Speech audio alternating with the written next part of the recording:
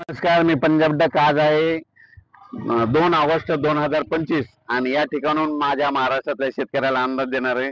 तर पाहू शकता आम्ही देखील फवारण्या चालू केलेल्या आहेत. इकडे वखर देखील चालू आहे.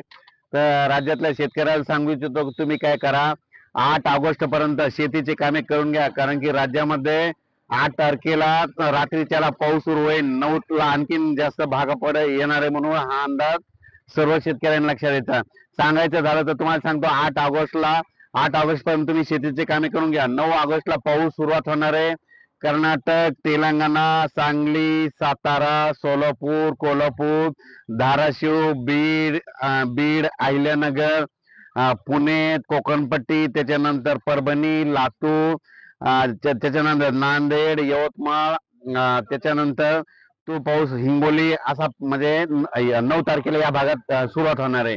त्याच्यानंतर 9, 10, 11, 12च्या दरम्यान तो पाऊस तुम्हाला सांगतो की अहिल्यानगर शेतकऱ्याचे फोन आले होते की आमच्या अहिल्यानगर मध्ये पाऊस पडले नाही. तर अहिल्यानगर भागातल्या संपूर्ण जिल्ह्यातल्या शेतकऱ्यासाठी आनंदाची बातमी.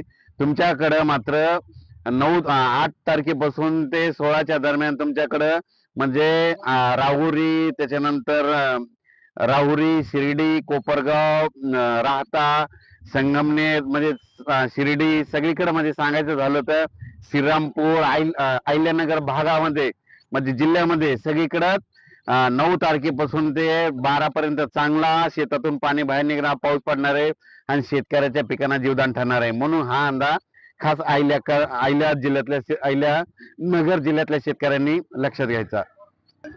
त्याच्यानंतर उत्तर महाराष्ट्रातल्या धुळे जिल्हा, नंदुरबार जिल्हा, जळगाव जिल्हा, नाशिकल्या सिन्नर भागातल्या शेतकऱ्याचे फोन आले होते, आमच्याकडे पाऊस येईल का नाही. तर त्यांना सांगू इच्छितो तुमच्याकडे देखील 9, 10, 11, 12, 13च्या दरम्यान तुमच्याकडे देखील उत्तर महाराष्ट्राकडे म्हणजे नाशिक जिल्हा, नंदुरबार जिल्हा, त्याच्यानंतर जळगाव जिल्हा, धुळे जिल्हा, चाळीसगाव तालुका, त्याच्यानंतर कळवण, निफाड, नाशिक, त्याच्यानंतर लासूर या भागामध्ये तुमच्याकडे देखील 9 ते 12च्या दरम्यान पाऊस येणार आहे. म्हणून तुमच्यासाठी ही एक आनंदाची बातमी.